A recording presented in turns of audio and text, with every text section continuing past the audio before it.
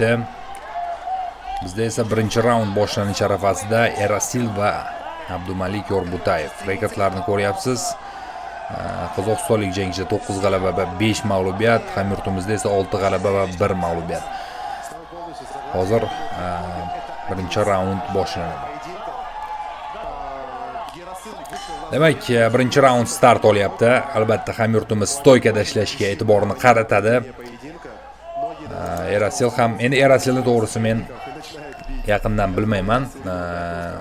Menimcha stoykaga turishidan stoykachiga o'xshayapti, chunki kurashchi bunday erkin oyoqda harakat qilmaydi.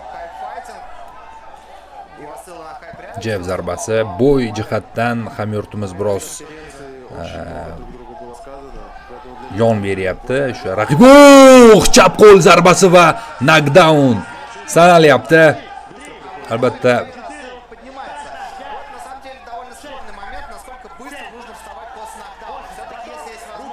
menimcha o'ziga kelib oldi.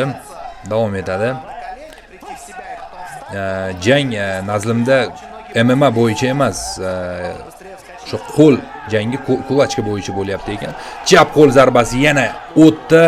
O'ng qo'l zarbasi yana hisob ochilmoqda. Bo'ldi. Menimcha sanashni ham hojati qolmayapti. Menimcha mana shu referi katta pul tikib qo'ygan ko'rinadi Erasilga. Jang qilasan degandek oxirigacha turib berasan deyapti. O'ng qo'l zarbasi va yana quladi. Bo'ldi, umidini uzdi.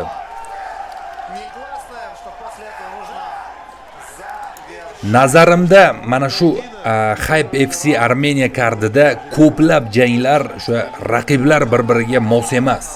Chunki agar janglarni ko'rayotgan bo'lsangiz, asosan birinchi raundda yakunlanyapti va bir tomonlama ustunlik bilan. Odatda kuchlar teng bo'lsa, misol matchmakerlar jangchilarni tanlab bir-biriga mos qilib qo'yadigan bo'lsa, bunday holat bo'lmasligi kerak. Lekin endi albatta hozir g'alaba qozondik, xursandchilik to'g'ri. Lekin umuman mana shu kartni aytayapman, boshdan oxirigacha muvozanatda qilinmagandek mening nazrimda. Abdumalik Yorbutayev esa karyerasidagi 7-g'alabani qo'lga kiritmoqda. Albatta tabriklab qolamiz.